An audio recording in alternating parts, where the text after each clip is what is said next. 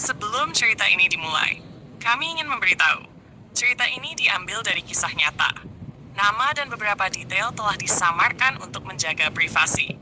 Sebut saja mereka Arman dan Rani. Dulu Arman dan Rani percaya, menikah adalah akhir dari kesepian. Mereka tidak punya mimpi mewah, cukup hidup sederhana, makan bersama, tertawa bersama, dan menua bersama. Di awal pernikahan semuanya terasa hangat. Pagi dimulai dengan sarapan sederhana, malam ditutup dengan cerita panjang sebelum tidur. Hal kecil terasa istimewa karena dilakukan berdua. Namun waktu berjalan, cinta tidak hilang. Tapi realita mulai mengambil tempat. Tagihan datang tanpa henti. Pekerjaan semakin menekan. Waktu bersama semakin sedikit.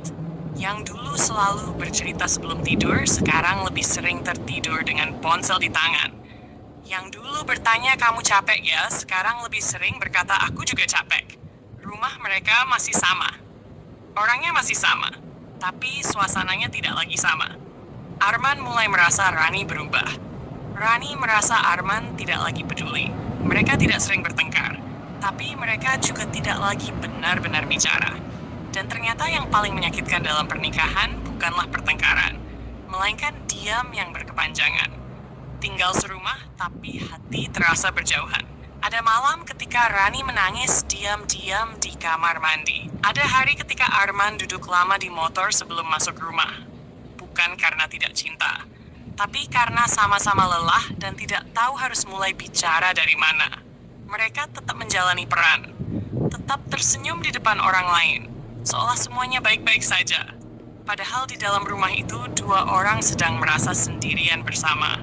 Harapan yang masih ada. Suatu hari Arman berkata pelan, "Kita boleh lelah tapi jangan berhenti berusaha ya." Rani pun sadar, pernikahan bukan tentang selalu bahagia, tapi tentang tetap memilih satu sama lain bahkan saat lelah.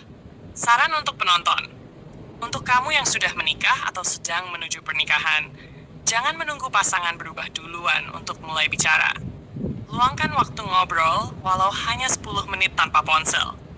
Jangan menumpuk kecewa terlalu lama. Ingat, pasanganmu bukan musuhmu. Kalian satu tim.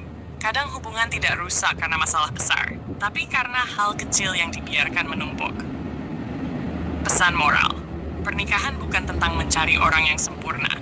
Pernikahan adalah tentang dua orang yang sama-sama tidak sempurna, namun tetap memilih bertahan, belajar, dan memperbaiki diri bersama.